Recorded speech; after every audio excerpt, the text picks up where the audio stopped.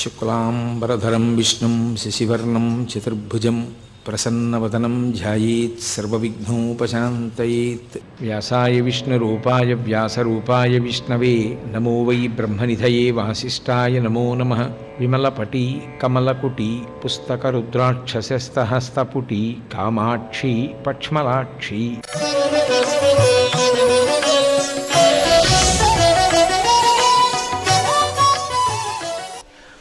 శ్రీ రఘురామ, ఆ రఘువంశంలో జన్మించినటువంటి రామ, వంశకర్తలైనటువంటి వారు మీ వంశంలో ఎందరో జన్మించారు. అటువంటి మహితాత్ములు జన్మించడానికి కారణం వాళ్ళ తండ్రులు చేసినటువంటి అపూర్వమైన భగవత్ సేవ, గురు శుశ్రూష. రఘువు ఎలా జన్మించాడో అలా నువ్వు కూడా ఇక్ష్వాకు వంశంలో జన్మించినటువంటి కారణజన్ముడవు. ఆయనకి రామ అని పేరు పెట్టారు వశిష్ఠ మహర్షి. రామ అన్న మాటకి అనేకమైనటువంటి అర్థాలున్నాయి. ప్రధానమైనటువంటి అర్థం ఏమిటి అంటే, రాముని యొక్క గుణముల చేత లోకులందరూ కూడా సంతోషిస్తూ ఉంటారు. సర్వే జనాః రమంతే గుణైః అస్మిన్ ఇతి రామః అని. ఎవరి గుణముల చేత లోకమంతా కూడా సంతోషపడిపోతూ ఉంటుందో, ఎవరి గుణములు విన్నంత మాత్రం చేత లోకానికి పరవశం కలుగుతుందో, అటువంటి గుణములు కలిగినటువంటి వాడు కాబట్టి ఆయనకి రామ అని పేరు. కాదు, యోగుల యొక్క హృదయముల యందు ఉండి రమింపచేస్తుంటాడు కాబట్టి రాముడు. రమించడానికి కారణమైన వాడు కాబట్టి రాముడు. ఆత్మగా ఉండేవాడు కాబట్టి ఆత్మారాముడు. రామ అన్న ఒక్క నామానికి ఎన్నో అర్థాలు చెప్పారు. ప్రధానంగా లోకానికి సంబంధించినంత వరకు రాముని యొక్క వైశిష్ట్యం ఏమి అంటే, రాముని యొక్క గుణములే. ఆయన యొక్క గుణములను తలుచుకుని పొంగిపోతారు. అసలు రామాయణం ఈ లోకంలోకి రావడానికి కారణం కూడా ఏమిటి అంటే, రామచంద్రమూర్తి యొక్క గుణములే కారణమయ్యే. ఒకానొక నాడు వాల్మీకి మహర్షి నారద మహర్షిని అడిగారు, 16 గుణములు సంపూర్ణంగా కలిగినటువంటి మనుష్యుడు ఈ లోకంలో ఈ కాలంలో ఇప్పుడున్నాడా అని అడిగాడు ఆయన. వాల్మీకి మహర్షి అడిగినటువంటి ప్రశ్న అది. కోన్వస్మిన్ సంప్రదం లోకే గుణవాన్ కశ్చ వీర్యవాన్ ధర్మజ్ఞశ్చ కృతజ్ఞశ్చ సత్యవాక్యో దృఢవ్రతః చారిత్రేణ చ కో యుక్తః సర్వభూతేషు కోహితః విద్వాన్ కః కస్సమర్థశ్చ కశ్చైక ప్రియదర్శనః ఆత్మవాన్ కో జితక్రోధో ద్యుతిమాన్ కో అనసూయకః కస్య బిభ్యతి దేవాశ్చ జాతరోషస్య సంయుగే అని అడిగాడు. ఈ 16 గుణములు కలిగినటువంటి వాడెవరు అని. కోన్వస్మిన్ సాంప్రదంలోకే గుణవాన్ కశ్చ వీర్యవాన్, వీర్యము కలిగినటువంటి వాడెవరు అన్నది మొదటి ప్రశ్న. వీర్యము అన్న మాటకు అర్థం ఏమిటంటే, తాను ఎంత మాత్రమూ భయపడకుండా, చెక్కు చెదరకుండా అవతల వాణ్ణి నిగ్రహించగలిగినటువంటి పరాక్రమం ఉన్నవాణ్ణి వీర్యవంతుడు అంటారు. అటువంటి వీర్యమున్నవాడెవరు అని ప్రారంభం చేసి ఎన్నో గుణములు అడిగాడు. సత్యవంతుడెవరు, ఎవరికి కోపం వస్తే దేవతలు కూడా భయపడతారు, ఎవరు మంచి నడవడి కలిగినటువంటి వాడు, ఎవడు సత్యవాది, చారిత్రేణి చ కో యుక్తః సర్వభూతేషు కోహితః, అన్ని భూతముల యొక్క క్షేమాన్ని ఆకాంక్షించేవాడెవరు. ఇన్ని మంచి గుణములు 16 గుణములు కలిగినటువంటి పరిపూర్ణమైన నరుడు ఈ కాలమునందు ఎక్కడైనా ఉన్నాడా చెప్పవలసింది అని నారద మహర్షి వాల్మీకి మహర్షి చేత అడగబడితే, ఆనాడు నారద మహర్షి సంక్షేప రామాయణం చెప్పారు. ఇప్పుడే ఈ కాలంలోనే ఉన్నాడు ఒకడు, ఆయనే రాముడు అని రామకథని చెప్పారు. రాముని యొక్క గుణములను విన్న తరువాత వాల్మీకి మహర్షి శ్రీరామాయణ రచన చేశారు. కాబట్టి రాముని యొక్క గుణములు తలుచుకుని లోకం పొంగిపోతూ ఉంటుంది. తండ్రి మాట వినడము అన్న మాట వచ్చిందనుకోండి, చిన్న పిల్లల దగ్గర నుంచి తల్లులు ఎప్పుడూ చెప్పే కథ, తండ్రి మాట వినడం అంటే రామచంద్రమూర్తే, త్యాగం చెయ్యడం అంటే రామచంద్రమూర్తే, రాజ్యానికి ధర్మం నిలబెట్టడం అంటే రామచంద్రమూర్తే, లోకంలో అందరి యొక్క క్షేమం వహించేటట్టుగా పరిపాలన చేసి రామరాజ్యం అంటే రామచంద్రమూర్తే, అందగాడంటే రామచంద్రమూర్తే, అభయంకరుడంటే లోకంలో ఎవరికైనా రక్షణ కల్పించాలంటే రామచంద్రమూర్తే, అసూయ లేనివాడంటే రాముడే, శీలవంతుడంటే రాముడే, ఏకపత్నీవ్రతుడంటే రాముడే, గురు శుశ్రూషా పరాయణుడంటే రాముడే, పూర్వభాషీచరాగవ, ఎవరినైనా పెద్దలు కనపడినప్పుడు ముందు పలకరించేటటువంటి లక్షణం ఉన్నవాడంటే రాముడే. మీరు ఏ విషయంలో ఏ కోణంలో మంచి గురించి ఆలోచించండి, ఆ మంచి గురించి ఆలోచించినప్పుడు ఆ గుణములను పొంది ఉన్నటువంటి వాడెవరు అంటే రాముడు ఒక్కడే. అందుకే అసలు నేను మీతో ఒక సత్యం చెప్పవలసి వస్తే, ప్రపంచ వాంగ్మయం మొత్తం మీద రాముడి లాంటి వ్యక్తి ఇక లేడు. నరుడిగా పుట్టి నరుడిగా పెరిగి నరుడిగా అవతార పరిసమాప్తి చేసినటువంటి రామచంద్రమూర్తి లాంటి వ్యక్తి ప్రపంచ వాంగ్మయం మొత్తం మీద ఇక మీకు కనపడడం. అంతటి మహానుభావుడు రామచంద్రమూర్తి అంటే. అసలు మీరు ఏ కోణంలో తీసుకోండి, ఎక్కడ ఏది మీకు అనుమానం రానివ్వండి, శ్రీరామాయణం చదువుకుంటే రాముడు ఏం చేశాడు అని ఆలోచించి రాముడు ఇలా చేశాడు మీరు అలా చేసేయచ్చు. రాముడు అనుభవించని కష్టం లేదు, రాముడు ఆచరించని ధర్మం లేదు. తండ్రికి తద్దినం ఎలా పెట్టాలి అనుమానం ఉంటే రాముడు దశరథుడికి తద్దినం ఎలా పెట్టాడో చదువుకుంటే చాలు, అదే వేదం. రామాయణము వేదోపబృంహణము. రాముడు ఏం చేశాడో ఆలోచించి అలా చేస్తే చాలు. గురువుగారి దగ్గరికి వెళ్ళినప్పుడు ఎలా ప్రవర్తించాలి రాముణ్ణి చూస్తే చాలు. రాముడు గురువుగారి దగ్గర ఎలా ఉంటాడో తెలుసుకుంటే ఇంకా కొత్తగా మనం చదువుకోవలసింది ఉండదు. రాముడు ఎలా ప్రవర్తిస్తాడో అలా ప్రవర్తించాలి.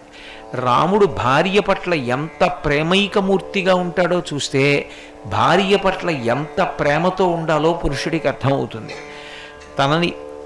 తన చేత పరిపాలింపబడేటటువంటి ప్రజల యొక్క యోగక్షేమములను చూరగొనడంలో రాముడు ఎలా ప్రవర్తిస్తాడు పరిపాలిస్తాడన్నది చూడవలసి ఉంటే ఏ ప్రభువుకైనా ఆదర్శం రామచంద్రమూర్తి యొక్క పరిపాలనా విధానం. ఎన్నో విషయాలు మాట్లాడుతుంటాం. ఆ రోజుల్లో రాముడు మాట్లాడాడు.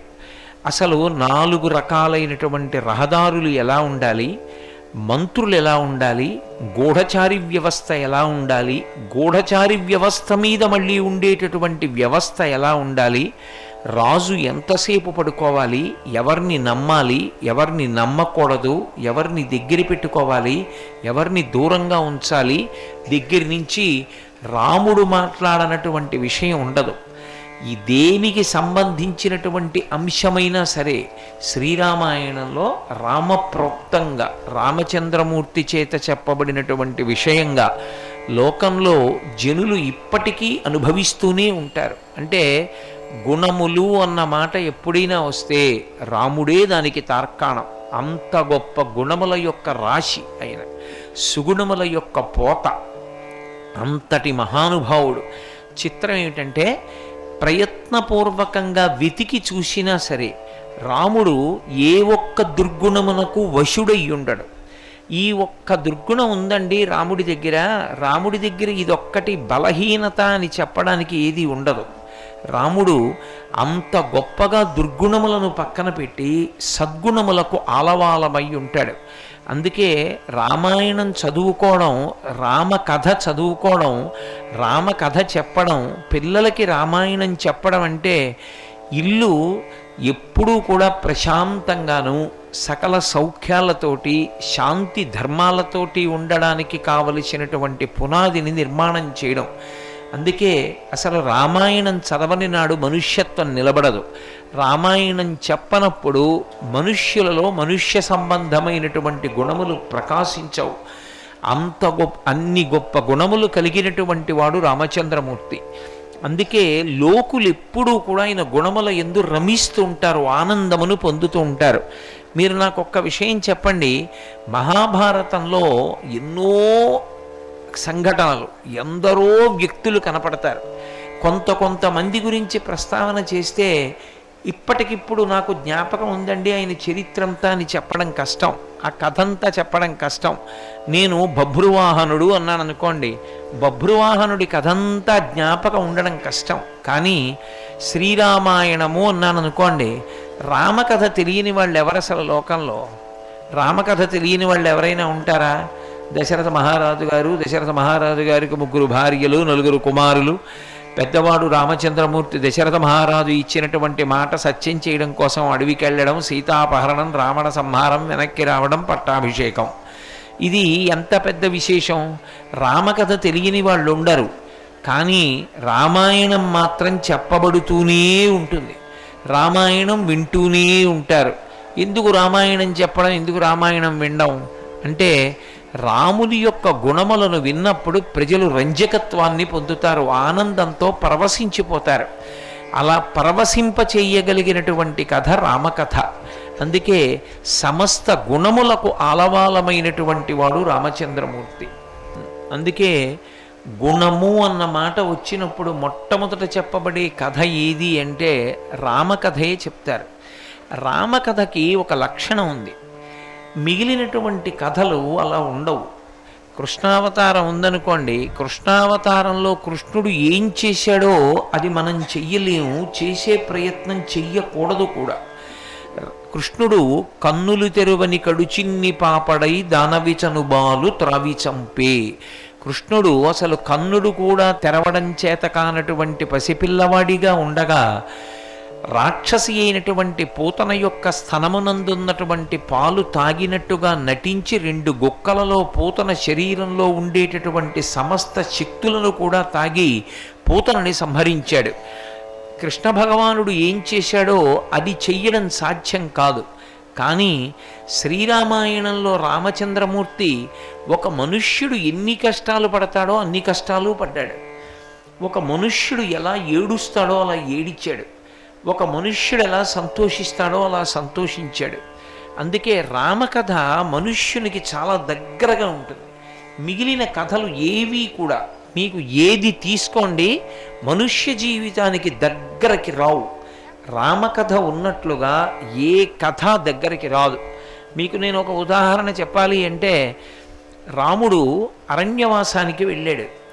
అరణ్యవాసానికి వెళ్ళినటువంటి రోజు రాత్రి గుహుడు అరిటాకులు వేసి పడుకోమన్నాడు. మా దగ్గర మంచి కందమూలాలు ఉన్నాయి, తేనె ఉంది, రామా ఇవాళ రాత్రి మీరు ఏం తిని పడుకుంటారని అడిగాడు. రాముడు అన్నాడు, నేను అరణ్యవాసానికి బయలుదేరినప్పుడు రథం ఎక్కి వచ్చేస్తుంటే మా నాన్నగారు చక్రవర్తి దశరథుడు, ఆయన అలా రాకూడదు, చక్రవర్తికి కొన్ని నియమాలు ఉంటాయి, చక్రవర్తి అలా కనపడకూడదు అని కొన్ని నియమాలు ఉంటాయి. ఆ నియమం కూడా మరిచిపోయి మా నాన్నగారు తన పైన ఉన్నటువంటి ఉత్తరీయం జారి పడిపోగా, రామా రామా రథమాపు రథమాపు, రామా నిన్ను చూడకుండా ఉండలేనని గుండెలు బాదుకుంటూ నా రథం వెనక పరిగెత్తబోయాడు. 60,000 సంవత్సరముల వయస్సుతో ఉన్న వృద్ధుడైన నా తండ్రి కాలు తన్నుకుని ముందుకు పడిపోయి స్పృహ తప్పాడు. నా తల్లి కౌసల్య దూడ కనపడనప్పుడు ఆవు ఎలా ఏడుస్తూ అరుస్తుందో అలా అరుస్తూ గుండెలు రెండింటినీ తన చేతులతో గట్టిగా బాదుకుంటూ, లేకలేక పుట్టినటువంటి కొడుకువి సుగుణాభిరాముడవు, రామా నువ్వు విడిపోతున్నావా అడవికి, ఎవరిని చూసుకుని నేను ఉండనురా అయోధ్యలోనని ఏడుస్తూ పరిగెత్తుకు రావడంలో ఆమె కింద పడిపోయింది. నేను చూశాను వాళ్ళిద్దరూ పడిపోవడం. ఇవాళ రాత్రి నా తండ్రి ఆహారం తినడు, నా గురించి బెంగ పెట్టుకుని ఉంటాడు, నా తండ్రి ఎన్ని మార్లు స్పృహ తప్పుతాడో, ఆయన నిద్రపోడు, రామా రామా అని కలవరిస్తూ ఉంటాడు. మా అమ్మ అన్నం తినుండదు, ఏడుస్తూ ఉంటుంది. మా అమ్మని నాన్నని నేను ఎప్పుడు అలా చూడలేదు. అంత దుఃఖంలో ఉన్నటువంటి తల్లిదండ్రుల్ని చూశాను. నాకు ఇవాళ ఏమీ తినాలని లేదు, నేను తినను. అందుకని ఆచమనం చేస్తానని ధర్మం తప్పకుండా ఆచమనం ఒక్కటే చేసి నీళ్లు ముట్టుకుని ఇచ్చిన మాట తప్పకుండా అరిటాకుల మీద పడుకుని నిద్రపోయినటువంటి వాడు రామచంద్రమూర్తి.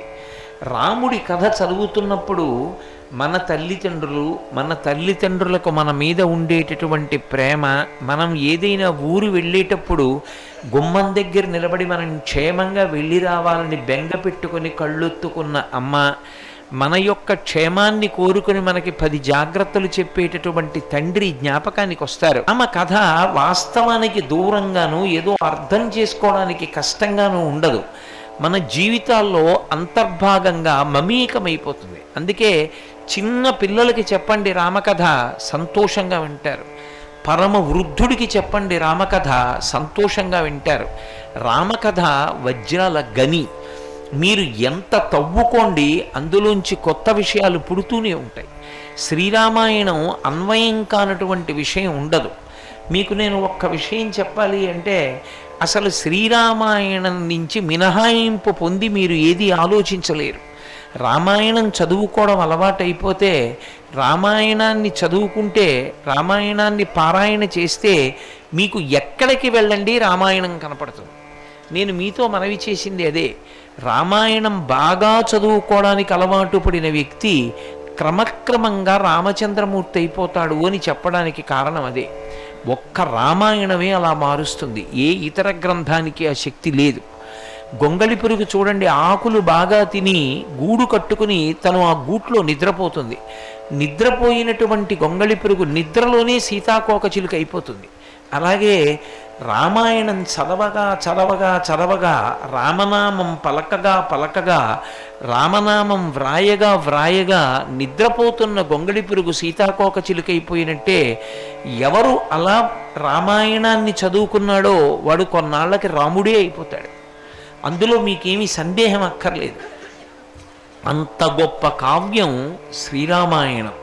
రామాయణమంతా రాముని యొక్క గుణములే. అందుకే శ్రీరామాయణంలో ఒక విచిత్రం ఉంది. రాముడు గొప్పవాడా రామ కథ గొప్పదా అని నన్ను అడిగారు అనుకోండి, రాముని కన్నా రామ కథ గొప్పది. రామ కథకి ఒక పేరుంది లోకంలో, మృత సంజీవని అని. చచ్చిపోయే వాళ్ళని కూడా బ్రతికిస్తుంది. నేను మీతో పరమసత్యం చెప్తున్నాను. రామకథ ఒకసారి జ్ఞాపకం చేసుకోవడం, రామకథ చదవడం. అథవా మీ దగ్గర చదువుకోవడానికి సమయం లేదు అనుకుంటే, శ్రీరామాయణ గ్రంథాలని ఎదురుగుండా పెట్టుకుని రోజు ఒక్కసారి రామాయణ గ్రంథానికి నమస్కారం చేస్తే చాలు. రామాయణం అంత శక్తివంతం. శ్రీరామాయణానికి ఉండేటటువంటి లక్షణం ఏమిటి అంటే, మీరు రామాయణాన్ని ప్రతిరోజు చదువుతూ ఉంటే, మీరు ఎక్కడికి వెళ్ళండి, ఏం చెయ్యండి, మీకు రామాయణం మీ మనసులో కదులుతుంది. నేను మీకు ఒక ఉదాహరణ చెప్పాలంటే, వాల్మీకి మహర్షి యొక్క వర్ణనలు ఎంత సహజంగా ఉంటాయంటే, ఆయన సూర్యోదయాన్ని వర్ణించాడు ఒకప్పుడు. ఆ ఉదయిస్తున్నటువంటి సూర్యబింబం ఎర్రగా ఉంటుంది. ఎర్రగా ఉన్న సూర్యబింబాన్ని ఎంత తేలికగా మనకు అర్థమయ్యేటటువంటి ఉపమానంతో పోల్చాడంటే, ఒక వ్యక్తికి చేతి మీద ఒక పెద్ద సెగ్గడ్డ వేసింది, పుండు. డాక్టర్ గారు ఆ పుండు కోసి కట్టేసిన తర్వాత మెల్లిగా కొద్దిగా రక్తం వదిలి దూది మించి తెల్లగా కట్టినటువంటి కట్టు మీద ఎర్రగా గుండ్రగా మచ్చ పడుతుంది. తెల్లటి కట్టు మీద పడినటువంటి ఎర్రటి నెత్తుటి మచ్చ ఎలా ఉందో, ఉదయిస్తున్న సూర్యబింబం అంత ఎర్రటి మచ్చలా ఉంది అన్నారు వాల్మీకి మహర్షి. మీకు శ్రీరామాయణం చదివితే ప్రాతకాలంలో బయటకు వచ్చి సూర్యబింబం వంక చూశారనుకోండి, వాల్మీకి మహర్షి యొక్క రచన జ్ఞాపకానికి వస్తుంది. రాముడు తటస్థపడనటువంటి విషయం ఉండదు. రాముడు సుగుణాలకి అలవాలము. అందుకే రామకథ చదవగా చదవగా, రామాయణం చెప్పగా మీకే ఒక పరిశీలన వస్తుంది. అరే అంత చదివాను ఎందుకురా ఇటువంటి పని చేయడం, రాముడు ఎలా చేశాడో అలా చేద్దామనిపిస్తుంది. సత్యధర్మాలకి కట్టుబాటు అలవాటవుతుంది. అంత గొప్ప స్థితిని పొందినటువంటి వాడు రామచంద్రమూర్తి. ఇది ఆయన పరవశం రామదాసు గారిది. ఈ పరవశాన్ని కడుపులో దాచుకోలేక ఇన్ని గుణములు కలిగిన వాడివి రామా అన్న మాట ఆవిష్కరించడానికి ఆయన శ్రీ రఘురామ అని పిలిచాడు. ఆ రఘువు యొక్క కథ చెప్పుకుంటున్నప్పుడు వంశకర్త అయిన వాడు కనుక ఎంత పారవస్యాన్ని పొందుతామో, రామ మీ కథ చెప్పుకుంటున్నప్పుడు అంత పారవస్యాన్ని పొందుతాం, అంత సంతోషాన్ని పొందుతాం. కాబట్టి శ్రీ రఘురామ చారు తులసీదళ దామ, ధామ అనకూడదు, దా కింద ఒత్తేసి చెప్పకూడదు, దామ అంతే. ఎందుకంటే కొన్ని కొన్ని అక్షరాలను ఉచ్చరించేటప్పుడు జాగ్రత్తగా ఉచ్చరించాలి. దామ అంతే. చారు తులసీదళ దామ, ఇది చాలా గంభీరమైనటువంటి మాటని ప్రయోగించారు రామదాసు గారు. చారు అంటే తెలుగులో చారు అనేటటువంటిది అన్నం తినేటప్పుడు వండుకునేటటువంటి ఒకానొక పదార్థం, అది కాదు. చారు సంస్కృతంలో మాటని వాడారు. చారు అన్న మాటకి ఏమిటంటే అందగించుట అని, చాలా అందముగా ఉండుట అని. తులసీదళ అంటే తులసి దళముగా ఉంటుంది. దళము అంటే 3 ఆకులు కలిగినది అని అర్థం. 3 ఆకులు కలిగినటువంటివి కొన్ని ఉంటాయి లోకంలో, వాటిని దళములు అని పిలుస్తారు. మారేడు దళం, తులసి దళం 3 ఆకులతో ఉంటుంది. ఈయన ఉండి 3 ఆకులు ఉంటాయి, దాన్ని దళం అంటారు. చారు తులసీదళ దామ, దామ అన్న మాట దగ్గరికి వచ్చేటప్పటికే దాశరథి శతకంలో రామదాసు గారి యొక్క పొంగు ఆవిష్కృతమైంది. దామ అంటే ఏమిటంటే కట్టబడుట అని అర్థం. అసలు యథార్థానికి దామ అన్న శబ్దం పాశము, కట్టుటకు ఉపయోగించేటటువంటి తాడు అని గుర్తు. మరి చారు తులసీదళ దామ అన్నది ఎలా అన్వయం అవుతుంది అంటే తులసీదళములతో కూర్చినటువంటి మాల కట్టబడినవాడు అంటే మాల మెడలో వేయబడినవాడు. తులసీదళములతో కూడినటువంటి మాల ఆయన మెడలో వేస్తే ఏమైంది? చారు అయింది. చారు అంటే అందగించాడు అని. ఆ తులసిమాల ఆయన మెడలో వేస్తే ఆయన ఎంతో అందంగా ఉన్నాడు. మీరు నాకు ఒక మాట చెప్పండి, భగవంతుడు అలంకారం చేసుకోవడం వల్ల భగవంతుడికి అందం వస్తుందా? భగవంతుడు అలంకరించుకున్న కారణం చేత ఏ వస్తువు అలంకారానికి వాడబడిందో వస్తువుకు అందం వస్తుందా? వస్తువుకు అందం వస్తుంది, అంతేకాని భగవంతుడికి అందం రాదు. ఇప్పుడు భగవంతుడు అందములకు అందం ఆయన. అందుకే కదా వెంకటేశ్వర సుప్రభాతం పాడితే ఓ మాట చెప్తుంటాం, కందర్ప దర్పహర సుందర దివ్యమూర్తే అంటాం. కందర్పుడు అంటే మన్మధుడు, కందర్ప దర్పహర సుందర. మన్మధుడు గర్వంతో ఉంటాడు, నేను చాలా అందగాడిని అని. ఆయన్ని మించిన అందగాడు లేడు. కాబట్టి అటువంటి మన్మధుని యొక్క అతిశయాన్ని, గర్వాన్ని కూడా తీయగలిగినటువంటి అందగాడు శ్రీ మహావిష్ణువు. అంత అందంగా ఉంటాడు. లోకంలో తండ్రి కొడుకు కలిసి ఎడుతున్నారు అనుకోండి, మీ నాన్నగారు ఎంత బాగున్నారో అనకూడదు, అనరు కూడా. అది మర్యాద కాదు. సాధారణంగా కొడుకు అందంగా ఉన్నాడంటారు, యవనంలో ఉంటాడు కాబట్టి. కానీ కొడుకైన మన్మధుడు, తండ్రి అయిన విష్ణువు కలిసి నడిస్తేట విష్ణువే అందంగా ఉన్నాడంటారట, కొడుకు అందంగా ఉన్నాడనరు.